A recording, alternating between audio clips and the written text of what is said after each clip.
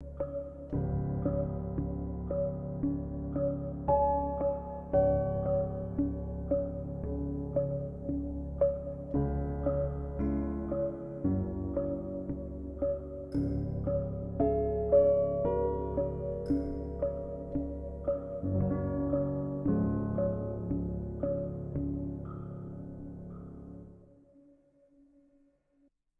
the TNN Podcast. It's a very special edition of the TNN Podcast because joining me is Miss Emery, the cast of our fall production Clue. I've got Ellie in music with me right here, so I'm gonna let y'all introduce Ellie. Who are you playing in the play? I am playing Miss Scarlet. Miss Scarlet. Who are you playing? Wadsworth. Who's playing Professor Plum? London Hunt. Okay, I think that's a perfect casting. So we got Miss Emery. She's the lead of this whole thing, and judging by the paint on your face, it looks like you've been wrestling with the set. How have things been going? What's been probably the biggest challenges putting on this show? The set's definitely a big challenge. We've been really fortunate. We have 2 tech theater classes for the first time this year at Hillwood, and so that has been a huge help. I think it might be the biggest set this stage has ever seen, and it's certainly the biggest set I've ever built. We built 5 staircases, we've built platforms, we've got secret passageways, and it all just there on stage. Wow. So. Okay, so it's going to be an intense show. As far as is this the biggest set design you've had since you've been here? It is, and in my career of teaching. Wow. Okay, so you swing for the fences, don't you? We just So. Music. So getting into character for you, what have you noticed? What is your process as far as getting into your for show? I don't know. I think it really comes with rehearsal. I mean, like, I honestly don't do many character exercises on my own. I will rehearse it on my own, and it's more about, first I'll start with like, okay, let's figure out how these deliveries need to work. Let's figure out what this needs to sound like in my head. Like, what do I feel this as? Like, what am I feeling with this line? And I'll go line by line. And then I start to think, okay, now I'm this person. Like, it's usually, but it's never consciously like thinking it. Right. I'm just going into it and trying to feel it. And then I eventually just feel it. Ellie, for you, you get the script, you look at your character and you say, okay, what do I need to do to make sure this character comes to life? Mm-hmm. What's your process? I'd say for me, well, the more that you spend time as a character, the more it seems to me like doing one aspect of it will trigger the other aspects that you've spent time working on. So for me, I just need to start speaking with that like in my voice, and then my posture will automatically switch to the character, or vice versa. So the more you spend learning specific aspects, the more one of them will bring the rest of them together. So it's a very interesting process there. And how does it, for the shows that past, like how has the process changed, gotten better, been more challenging? I'll start with you again, Ellie. What has been the biggest challenge to when you did Elf compared to when you did Breakfast Club and now Clue? What's been the biggest shifts? And even when you did Our Town, because you did Our Town as well. So what's been like the process across the shows and the differences and the challenges? Well, in a way, I think Our Town helped me because I'd never put thought into the audio side of acting, and this was literally just audio, so it put an extra ton of focus before I even had a chance to dive into the entire thing.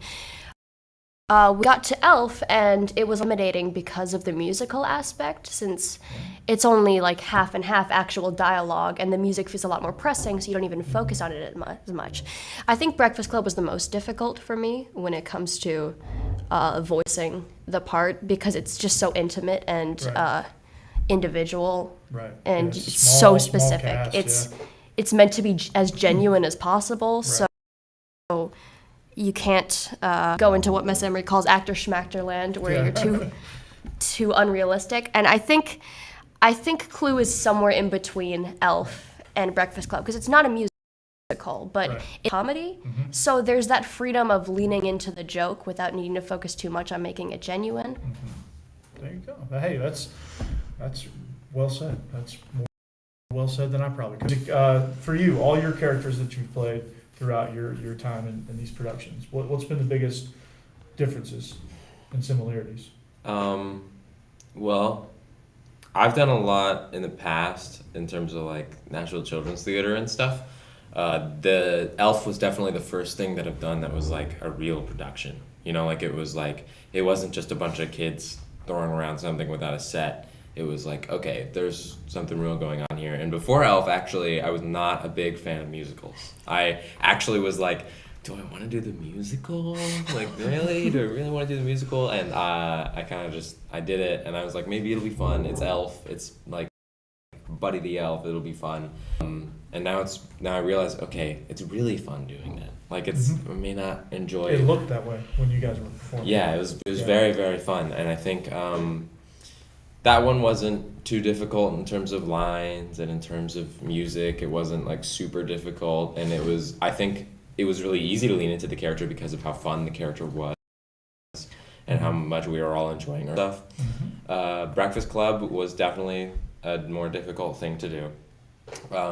But then again, I think I have too much trouble leaning into the intimacy and like really just tapping in and like locking in and feeling it again. And then this one is honestly, since it's felt so short, it's like it's a really short rehearsal, and it's just been, I mean, I think it's been probably the hardest one in terms of lines because I have a lot of lines, but overall I think this is like comparing to the other two, I think I'm having the difficult time with this one, to be honest. And Miss Emery, Can I just piggyback on that for a second? But I have watched you evolve more as a character actor in this project than either of the other two. Yeah. Like, you've put more work in. Like, you just said you didn't really work at home, but I can really tell you are working and you're constantly thinking about it. Because, like, yesterday's rehearsal, night and day from last week.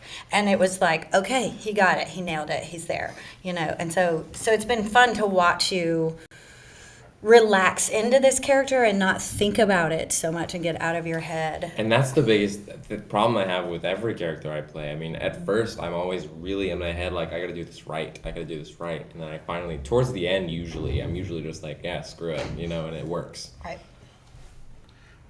That's, I mean, the whole thought process of trying to put in what you thought about pre-show and then adjusting on the fly. Do you find yourself adjusting on the fly a lot, Ellie, with your character? Like, okay, let me try this, let me try that, let me try this.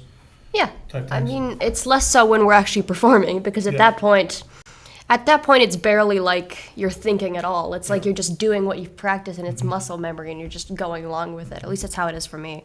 But when we're practicing, I think everyone experiment, tries different ways to say different lines, and if we find one that makes people laugh, then we stick with it. Go with it. Yeah, that's what I mean. A lot of it's trial and error, and you know, when we did Breakfast Club, a lot of this we filmed it 2-3 different ways, and you know, tried to find the best fit for it. And you know, I think I feel like that translates with stage acting, as far as it connects with the film industry and the film set. So.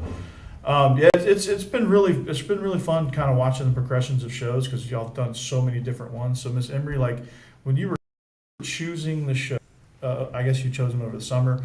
Why Clue? Like what when you landed on Clue, like what stood out about that versus other things? The biggest thing is they wanted to do it. So sometimes I choose shows because it's a project that is near and dear to my heart. Mm-hmm. Sometimes I choose a project that's because I think they will enjoy. Sometimes I choose a project because I think the audience will enjoy it.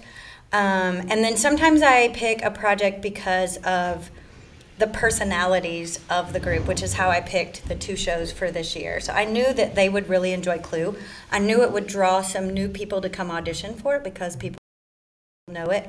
We are still trying to grow. And then our musical this year that will run at the end of February, early March is Something Rotten, which is just like all of our core group are in rock band, they're in choir, they're in orchestra. And so this is all of that. And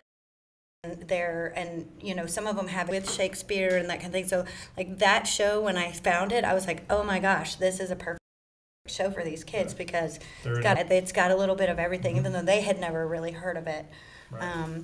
So we're excited about getting that I off can't- the I can't ground wait to- and, can't wait to getting hear this about one that, too. over and getting that one started. We're really excited about Oh, that. yeah. That's the main. Yeah, and I hope my biggest thing is we work so hard behind the scenes and on stage, and then this show only has 3 performances, so we're really hoping to have big audiences. So this year for opening night on Thursday night, Hillwood students with their ID at the door can get in for $1. And So- what are the dates on that? September 15th, 16th, and 17th Gotcha. at 7 p.m. All seats are $10, except for that Thursday night. Hillwood students can come for $1. They have to show their ID because the person working the door might not know all of the Hillwood students. So. Well, music and Ellie, I'll give you, before we wrap, I'll start with you, Ellie. What are they going to see? What are the audience going to see when they show up on Thursday, Friday, Saturday? Well, they're going to see a lot of fast-paced action, definitely. A lot of it is timed, which I think makes it better in every way because I think might be one of the most entertaining shows we've done. So I think it will be really fun from an audience perspective. Gotcha. And music, what can they expect? Why come to the show? What can y'all bring to the table here? I don't know. Like even if you have seen the movie, you're gonna get something new out of it. New things that come from it besides the movie. And if you haven't seen the movie, you only played the game, you'll have an even better experience because you played the game. It's not acted out for you. There's a couple new characters in it that are not in the game. Otherwise, I think it'll just be nice and entertaining, especially for kids, and a lot of adults will get some kicks out of more like innuendos and stuff. It'll be fun. That's the main goal. I know it'll be fun for me because I've seen the movie. I've played the board game numerous times. I consider myself at one point a ringer for the board game. I was always right on top of it. My prediction: Colonel Mustard in the kitchen with the revolver. Yeah. Okay. That's my prediction. Come see it. Come see it. You Find gotta out. see if that pans out. So, Miss Emery, Ellie, music. Thank you for joining. Thank you. Of course. We hope to see you Thursday. Students get in for $1 with your student ID. Friday, Saturday seats are $10. Don't miss it. That's going to do it for us here on the TNN Podcast. We'll see you back here next time.